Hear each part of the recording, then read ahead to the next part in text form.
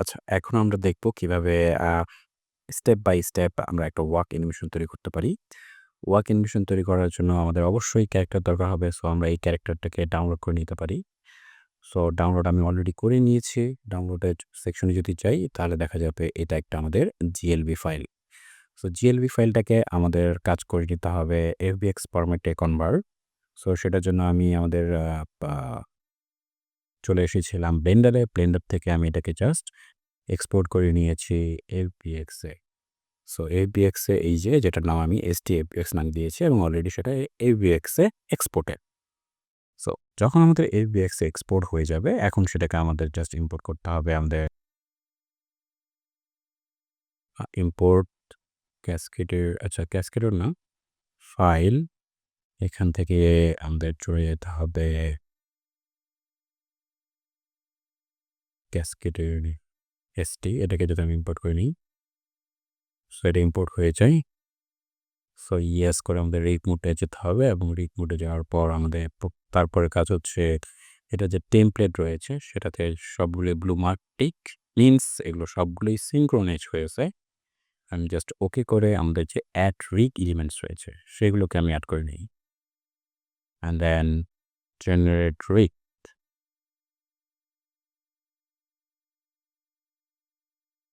So generate rig হয়ে গেলে এই আমাদের যে ডাব্বা রয়েছে ডাব্বা, এটাকে আমি জাস্ট ডিলিট করে দিতে পারি আমাদের ইয়ে থেকে। সো এটা হচ্ছে আমাদের ক্যারেক্টার। এই ক্যারেক্টারটাকে আমি এবার শিফট স্পেস প্রেস করে ২ টা মুডে নিয়ে যাব।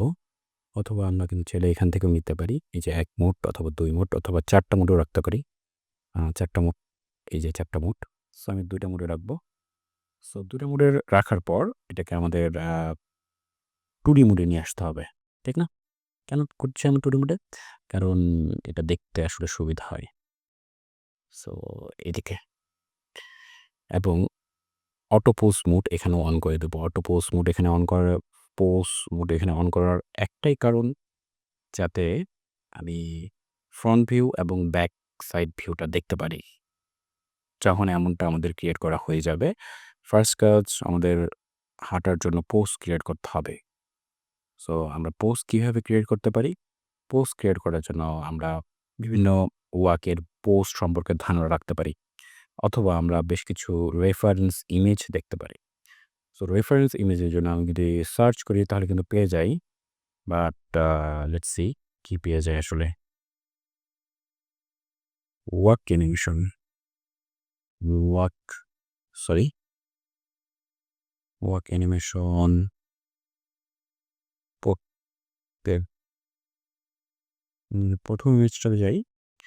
অ্যা ১ম ইমেজটাতে দেখা যাচ্ছে যে এখানে আমাদের একটা জাস্ট স্টেপ তৈরি করার জন্য, একটা স্টেপ তৈরি করার জন্য আমাদের ১, ২, ৩, ৪, ৫ প্রায় ৫ টা পোস্ট লাগে। ঠিক না? কমপক্ষে আরকি। সো আমরা লেটস সি আমরা জেনারেট করতে পারি কিনা এই পোস্টগুলো। সো ফার্স্ট পোস্ট আমাদের আসলে গ্যাপটাকে একটু কমায় দিতে হবে আমাদের। এক পা থেকে আরেক পায়ের যে দূরত্ব, এই দূরত্বটাকে আমি জাস্ট একটু কমিয়ে দিতে পারি। খুব বেশি না। আমি চেষ্টা করছি যতটুকু সম্ভব কমিয়ে দেওয়ার।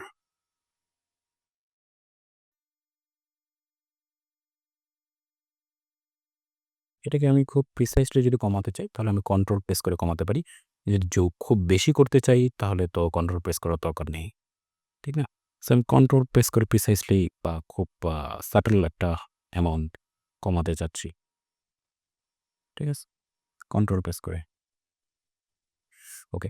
একবার যখন আমার দুটো পা সামনাসামনি বা ক্লোজলি অবস্থান করে, এরপরের কাজ হচ্ছে আমাদের যে যেকোনো একটা পাকে ধরে আমি সামনে নিয়ে আসতে পারি। কিন্তু যখনই আমি সামনে নিয়ে আসি অটোপোজের যেই ধর্ম, যে আমি কোনো একটা অংশ যদি মুভ করি, বডির অন্য পার্টও রিঅ্যাক্ট করে। সো যাতে সেই রিঅ্যাকশনটা না হয়, যেহেতু উপরের পার্টটা রিঅ্যাক্ট করতেছে, সো আমি উপরের যেই পার্টের ডিরেকশনাল পয়েন্টগুলো আছে শিফট প্রেস করে সেগুলোকে আমি লক করে দিতে পারি শিফট জেড প্রেস করে। সো এখন যেহেতু লকড, ইট মিনস এগুলো কিন্তু ব্লু আকার ধারণ করেছে। যেহেতু ওগুলো নিয়ে আমি কাজ করেছি সেজন্য ওগুলো ব্লু দেখাচ্ছে। সো এখন আমি জাস্ট যদি সামনে পাটাকে ফরওয়ার্ডলি মুভ করি তাহলে দেখা যাচ্ছে এখন কিন্তু আমাদের পুরো বডি ঘুরে যাচ্ছে না বা রিঅ্যাক্ট করছে না। সো আমাদের প্রথম পোজ ক্রিয়েট করার জন্য আমি এটাকে যদি একটু সামনের দিকে মুভ করি এবং এটাকে যদি আমাদের একটু পেছনের দিকে মুভ করি এবং যেহেতু এটা একটু উঁচু থাকে, সো আমি এটাকে ডাবল ক্লিক করে প্রেস করে এটাকে কিন্তু উঁচু করে দিতে পারি এমন টাইপের। মানে আমরা যখন হাঁটি তখন আসলে এমন টাইপের একটা আমাদের পায়ের পোজ ক্রিয়েট হয় বা পায়ের অংশটা এমন একটা অবস্থায় থাকে। সো আমি এবার এটাকে ডাব্লিউ প্রেস করে আমি কিন্তু প্রেস করছি না, এবার ডাব্লিউ প্রেস করে এটাকে উঠাচ্ছি। ঠিক জাস্ট লাইক দ্যাট। এবং এই যে আমাদের হাতের অংশটা আছে, এটাকে আমি জাস্ট এমন বাঁকা করছি। সো এমন টাইপের থাকে। না, খুব বেশি না, এমন টাইপের।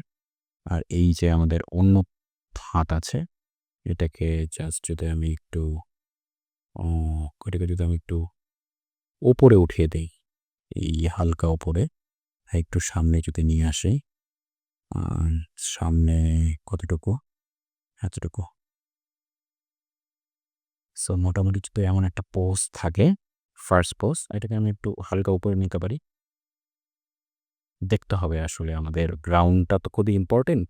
সো আমি যদি দেখি এই গ্রাউন্ডের, হ্যাঁ, এটাকে আমি একটু হালকা নিচে রাখতে পারি। আর খেয়াল করব এটা যাতে খুব বেশি 80 ডিগ্রি না হয়। সো এটাকে আমি হালকা, এটাকে না করে আমি যদি একটু বডিটাকে হালকা লিন করি, হালকা বেশি না, তা লেটস সে এমন টাইপের একটু বাঁকিয়ে দেই। তাহলে এটা হয়তোবা 80 ডিগ্রি থাকে না, এটা একটু অ্যাঙ্গেল থাকে। সচরাচর হাঁটার ক্ষেত্রে এটা একটু যদি আমরা অ্যাঙ্গেল করে দেই, ইট লুকস গুড। ওকে, আমাদের ফার্স্ট পোজ যখন ক্রিয়েট হয়ে যাবে, সো আমি আমাদের যে ভর কেন্দ্র আছে, এই ভর কেন্দ্র দিয়ে এটাকে আমি আবার মিডিলে নিয়ে আসতে পারি। সো দ্যাট একটা আমাদের মাপজোকের একটা বিষয় খুব সুন্দরভাবে দেখা যায় যে এটা মিডল পয়েন্ট আর সমান দূরত্বের আছে। মিডল পয়েন্ট থেকে এখানে একটু দূরত্ব, আর এই পয়েন্ট থেকে এই দূরত্ব একটু সমান দূরত্বে আছে। সো আমি একটু করে দিতে পারি এটাকে যদি একটু সামনে করে দেই, অথবা আমাদের এই পয়েন্টটাকে একটু হেলে যদি দেই, একটু বেশি হেলে না। এরপর এটা যেহেতু বেশি বাঁকা হয়ে গেছে, সো এটাকে যদি আমি সোজা করতে চাই, সো এই পয়েন্টটাকে ধরে আমি একটু সোজা করে দিতে পারি। ঠিক আছে? এইজন্য আমাদের ২ টা মুডেই দেখতে হচ্ছে। একটা সাইড মুড বা সাইড ভিউ, আরেকটা আমাদের ফ্রন্ট। ঠিক না? সো ফার্স্ট পোজ আমার ক্রিয়েট ডান। এরপর আমি সবার মানে ফার্স্ট পোজ কিসের জন্য? জাস্ট শুধু একটা স্টেপের জন্য। সো আমি যেই ১২ নম্বর আমাদের আছে, আমি যদি একটু খেয়াল করি আমাদের ১২ নম্বর কি ফ্রেমে যাব। কেন আমি ১২ নম্বর কি ফ্রেমে যাচ্ছি? কেন আমি ২ নম্বর বা ১ নম্বরে গেলাম না? আমি আসলে সবার লাস্টের একটা স্টেপের যে সবার লাস্টের পোজ থাকে, সেটাকে আমি ক্রিয়েট করব। সো সেটা ক্রিয়েট করার জন্য আমি ১২ নম্বরে গেলাম। এটা আমরা একটু পরেই বুঝতে পারবো কেন, আরো ভালো বুঝতে পারবো যে কেন আমরা ১২ নম্বরে আসছি। এবার যদি আমি F প্রেস করি, অথবা এখানে কি ফ্রেমের অপশন রয়েছে, এটাকে যদি আমি অ্যাড করে দেই, তাহলে একটা কি ফ্রেম চলে আসে। এবং এই জায়গায় আমরা একটা পোজ তৈরি করব এবং এই পোজটা হবে 0 নম্বর পোজের পুরোপুরি বিপরীত। সো বিপরীত করার জন্য আমাদেরকে মিরর করে দিলেই হয়ে যাবে। সো মিরর কিন্তু অলরেডি একটা অপশন আছে। সো মিরর করার জন্য আমাদের সবগুলো পয়েন্ট ধরতে হবে। সো সবগুলো পয়েন্ট ধরার জন্য আমি ডাবল ক্লিক যদি করি, মাঝের পয়েন্টটাকে সিলেক্ট করে যদি ডাবল ক্লিক করি, তাহলে সবগুলো পয়েন্ট সিলেক্ট হয় এবং চলে যাব মিরর টুল। এবং কোন এক্সিস বরাবর আমাদের মিরর হবে? নিশ্চয়ই আমাদের ওয়াই না এক্স? আমাদের এখানে আসলে এক্স বরাবর হবে। কেন এক্স বরাবর হবে? আসলে কোনো যদি অংশকে আমরা মিরর করতে চাই, তাহলে তার মাঝ বরাবর একটা প্লেনকে আমাদের কল্পনা করে নিতে হয়, ঠিক না? সো এইজন্য আমি এক্স প্লেনটাকে সিলেক্ট করলাম এবং এটা ইন্টারভাল নাকি কারেন্ট ফ্রেম? ইন্টারভাল মানে বোঝাচ্ছে আমাদের যখন ২ টা কি ফ্রেম থাকে, ২ টা কি ফ্রেমের মধ্যবর্তী অংশ। আসলে এখানে তো আমরা মধ্যবর্তী অংশে কোনো মিরর করছি না, আমরা মিরর করছি কারেন্ট ফ্রেমে, মানে এক্সাক্ট ১২ নম্বর ফ্রেমে। সো এইজন্য আমি কারেন্ট ফ্রেম দিয়ে দেব। তো যখনই কারেন্ট ফ্রেম দিয়ে দেব, তার মানে এখন আমাদের ২ টা পোজ 0 অ্যান্ড 12, 0 অ্যান্ড 12, এবং দুটো কিন্তু একই, কিন্তু বিপরীত বা মিরর, অপোজিট। সো এটাকে যদি আমি ১২ তে ক্লিক করি, তাহলে এটা এখন পুরোপুরি 0 আর ১২ তে থাকে। এবার আমি মধ্যবর্তী একটা পোজ ক্রিয়েট করব আমাদের ইন বিটুইন পোজ। তো ইন বিটুইন পোজ ক্রিয়েট করার আগে আমি যদি এই ইন বিটুইন একটা মোশন দিয়ে দেই। সো ইন বিটুইন মোশন দেয় কিভাবে? ইন বিটুইন মোশন দেয় আমাদের এখানে কিছু কার্ভ রয়েছে। সো আমি যদি কার্ভগুলো দেখি, সো ১ম কার্ভের নাম আমাদের বেজিয়ার, তারপরটার কার্ভের নাম আমাদের বেজিয়ার ভিসকস অ্যান্ড দেন তারপরে আমাদের বেজিয়ার ক্ল্যাম্পড। সো এই ৩ টার কার্ভ কখন কোনটা আমরা ইউজ করব। সো এটা ইউজ করার জন্য আমি অলরেডি একটা স্ক্রিনশট রেখে দিয়েছি। আমাদের যদি ডেস্কটপে আমরা যাই, ডেস্কটপে এখানে আমরা পোজের কিছু ছবি রেখে দিয়েছে। এই পোজের ছবিগুলো আমি হয়তোবা আপনাদের প্রোভাইড করতে পারি। তাহলে আপনারা দেখে, দেখে পোজগুলো ক্রিয়েট করতে পারেন। এরপর আমি অলরেডি একটা স্ক্রিনশট রেখে দিয়েছি আসলে বেজিয়ার ইন্টারপোলেশনটা কি, বেজিয়ার ভিসকোস বা ভিসকাস যে যেভাবে উচ্চারণ করেন না কেন, দুটোই আসলে ঠিক বা যেটাই বলেন সেটাই ঠিক। বেজিয়ার ক্ল্যাম্পড। সো বেজিয়ার ইন্টারপোলেশনটা ইউজ করে যখন আমরা বেসিক কোনো কার্ভ ডিফাইন করি এবং ২ টা পজিশন থাকে কি ফ্রেমের, তখন আমরা ইউজ করতে পারি। আর বেজিয়ার ভিসকোস ইন্টারপোলেশনটা ইউজ করি কখন? যখন আমরা আ কি বলে এটাকে আপনার যখন আমাদের আমাদের প্রিভিয়াস মোমেন্টটার যে ইনফ্লুয়েন্স থাকে বা প্রিভিয়াস কি ফ্রেমের যে একটা ইনফ্লুয়েন্স সেটা যদি কম করতে চাই, সেক্ষেত্রে আমরা এই টাইপের ইন্টারপোলেশন মোডটা ইউজ করব। আর যখন আমরা ত্বরণ-মন্দন এইগুলো নিয়ে কাজ করব বা অ্যাঙ্গেল থাকবে, ঠিক জাস্ট লাইক এখানে অ্যাঙ্গেল আছে এবং ত্বরণ-মন্দনের একটা ব্যাপার আছে। তার মানে এখানে আমরা ক্ল্যাম্পটাকে ইউজ করব। সো এখন যদি আমি এটাকে প্লে করি, তাহলে এমন একটা স্টেপ দেয়। কিন্তু এমন যে একটা স্টেপ দিচ্ছে যেটা আমার আসলে আ কেমন যেন একটা উইয়ার্ডনেস কাজ করতেছে দেখতে, ঠিক না?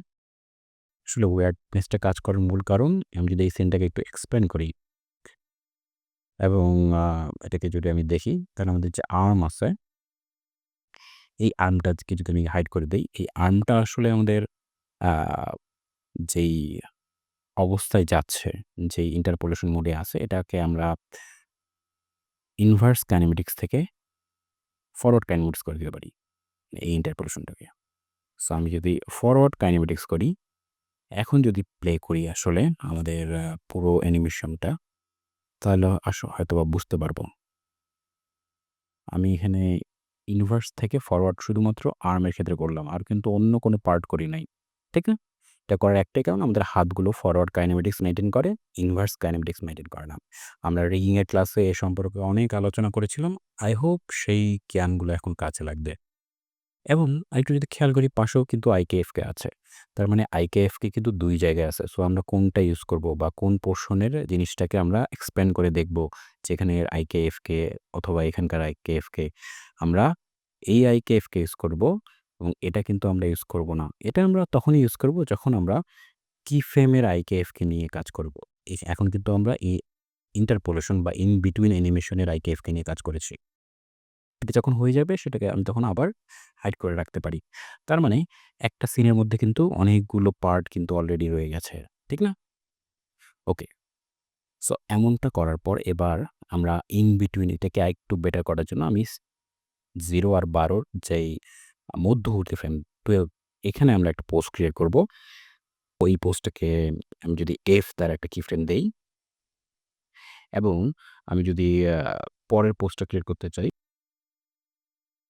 সো গ্রাউন্ডে রাখার জন্য আমি ডাবল ক্লিক করব। ডাবল ক্লিক করার পর এটাকে যদি আমি শিফট জেড প্রেস করি, কথা হচ্ছে শিফট জেড কেন প্রেস করছি? শিফট জেড মানে তো আমরা বলেছিলাম লক করা, ঠিক না? আসলে শিফট জেড মিনস অবশ্যই লক করা। আবার শিফট জেড মিনস এই দুটোকে প্রিভিয়াস অবস্থায় নিয়ে যাওয়া বা জিনিসটাকে আমি যদি একটু অন্যভাবে বলি, কোনো কিছুকে যখন আমি মুভমেন্ট না করি, তখন কিন্তু ওই জিনিসটার আমাদের গ্রিন অবস্থা থাকে। বাট যখন ওই জিনিসটাকে আমি অলরেডি টাচ করে ফেলি কোনো একটা পয়েন্টকে, তখন কিন্তু ওটার কালার চেঞ্জ হয়ে যায়। সো আমি চাচ্ছি এটা একেবারে প্রিভিয়াস অবস্থায় যাবে। তো সেটার জন্য আমি শিফট জেড প্রেস করছি। শিফট জেড প্রেস করা মানে আমাদের লক করা, আবার শিফট জেড মানে হচ্ছে প্রিভিয়াস অবস্থা বা পূর্বের যে অবস্থা ছিল সেই অবস্থা নিয়ে যাওয়া। তো এটাকে আমি জাস্ট আমাদের গ্রাউন্ডের মাঝে যদি একটু আ গ্রাউন্ডের মাঝে এভাবে না করে আমি যদি প্রেস করে এটাকে এমন টাইপের আচ্ছা নাম দিতে এটাকে ট্যাবটি প্রেস করে সোজা করে দেই। ঠিক না? ঠিক সেইম ভাবে ডাব্লিউ প্রেস করে আমি যদি সোজা করে দেই। এটা সোজা না করে পরের পাটাকে আমি একটু যদি উপরে উঠিয়ে দেই। কারণ এই পোজটাই আসলে ওপরে থাকে এবং উপরে উঠানোর পর এটাকে যদি আমি একটু প্রেস করে একটু ঘুরিয়ে দেই, দেখবেন? এবং এই হাতটাকে অন্য হাতটাকে অপোজিট হাত থেকে আমি একটু সোজা করতে পারি।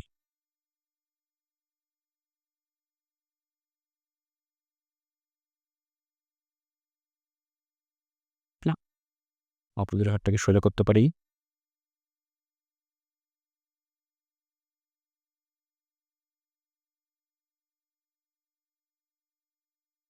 হুম, ঠিক না? এবং এর বডিটাকে কিন্তু আমি চাইলে একটু সোজা করে দিতে পারি। সো এর বডিটাকে সোজা করার জন্য জাস্ট এমনভাবে হুম, আর এর যে হাত ওকে। সো এই, এই যে I গেস আগের চেয়ে একটু বেটার এবং আমি চাইলে একটু লিন করে দিতে পারি বা বাঁকাভাবে একে একটু হেলান দিয়ে দিতে পারি। বাট I গেস এটা সোজাই থাক। এরপর আমি আরেকটু ফাইন টিউনিং এর জন্য আমি ৩ নম্বর ফ্রেমে এসে এর যদি প্রেস করি, তাহলে কিন্তু এখানে আমরা একটা কি ফ্রেম দিতে পারি। সো এই অবস্থায় আমার এসে আমি যদি একটু আমাদের গোস্ট মোড, এখানে একটা গোস্ট মোড রয়েছে, সেটাকে যদি অন করে দেই। এটাকে অন করে দেওয়ার পর এটাকে যদি আমি এই যে কি মুড সিলেক্ট করি, তাহলে আমাদের মেইন কি মুডগুলো দেখা যায়। সো আমি চাচ্ছি এই পোজে এসে আমার পাটা এখানে থাকবে এবং পাটা একটু আমার যেহেতু এই পোজে এখানে এসে একটু কি প্রেস করে যদি আমি এটাকে একটু বাঁকিয়ে দেই এবং এবং কি করা যেতে পারে এবং এই যে এই পাটা আছে, সামনের পাটাকে যদি আমি একটু সামনে আগিয়ে দেই এবং প্রেস করে হালকা উপরে উঠে দেই। আর এই হাতটাকে আমি একটু সাইডে নিয়ে যাই। অ্যান্ড দেন অপর হাতটাকে যদি আমি একটু সামনে নিয়ে আসি। হুম, তারপরে ৯। এটা আমাদের শেষ। এবার যদি আমি আবার এটাকে অফ করে দিয়ে আবার যদি এফ প্রেস করে এই অবস্থায় আসলে আমাদের কেমন পায়ের ইয়াটা হয়। এটা আমাদের একদম মাটি বরাবর মানে একদম এই বরাবর থাকে। আর উপরের পাটা আমাদের একটু বাঁকা থাকে। আর এই হাতটাকে আমি যদি একটু পেছনে নিয়ে যাই আর এই হাতটাকে যদি একটু সামনে থাকে, এটা হালকা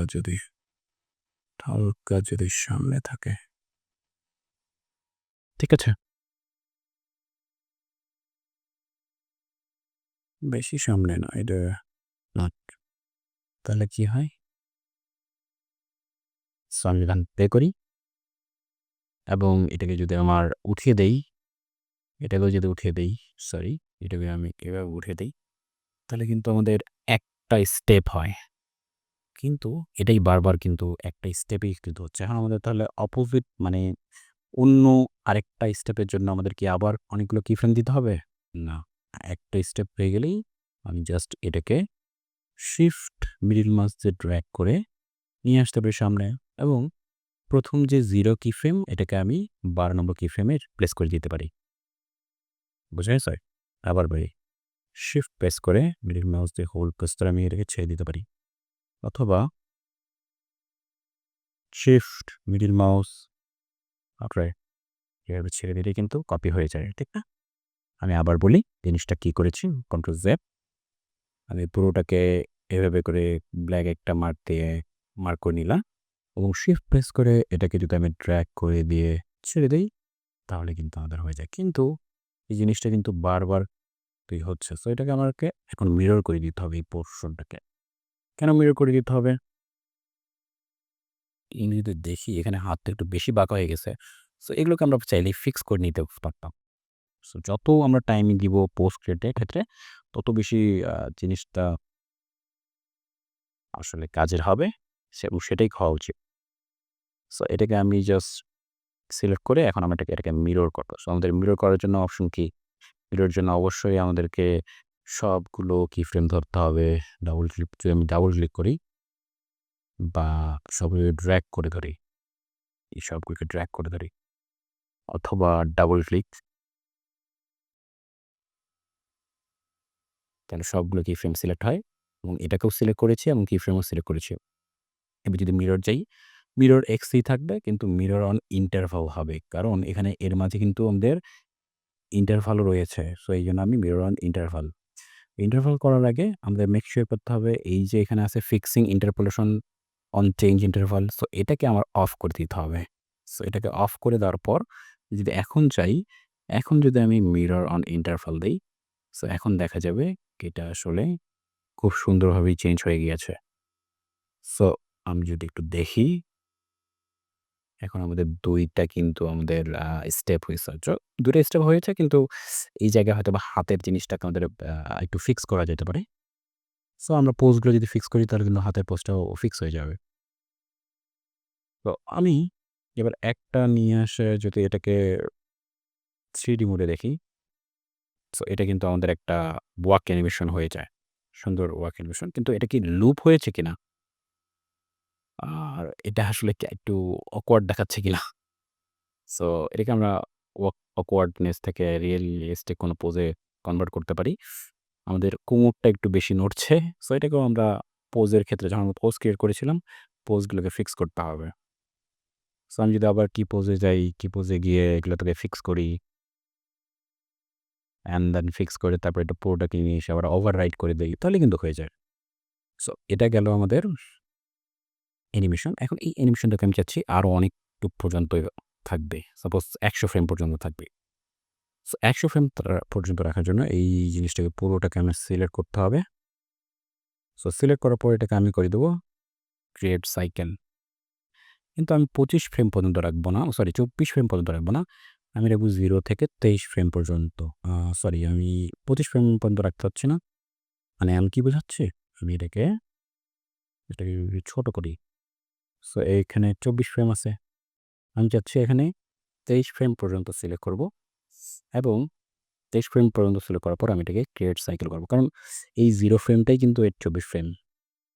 তো মানে এটাকে যদি আমি ২৪ পর্যন্ত ড্র্যাগ করতাম, তাহলে হয়তোবা একটা প্রবলেম ক্রিয়েট হতো। সেজন্য আমি ২৪ ফ্রেমটাকে বাদ দিয়ে এটাকে ক্রিয়েট সাইকেল করলাম। সো যখনই আমি ক্রিয়েট সাইকেল করলাম, আ এখন যদি আমি ব্লাক ফ্রেম দিয়ে এটাকে সিলেক্ট করি এবং আমি যদি এটাকে একটু এক্সটেন্ড করি, লেটস সে আমি এক্সটেন্ড করব 100 পর্যন্ত। 100। সো এবার দেখা যাবে এটা কিন্তু আমাদের লুপ আকারে চলতেই থাকবে।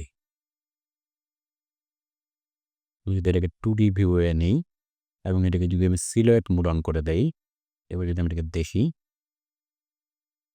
তাহলে কিন্তু এটা আমার লুপ আকারে চলতেই থাকছে। সো এটাই হচ্ছে আমাদের loop animation for the walk. ঠিক আছে?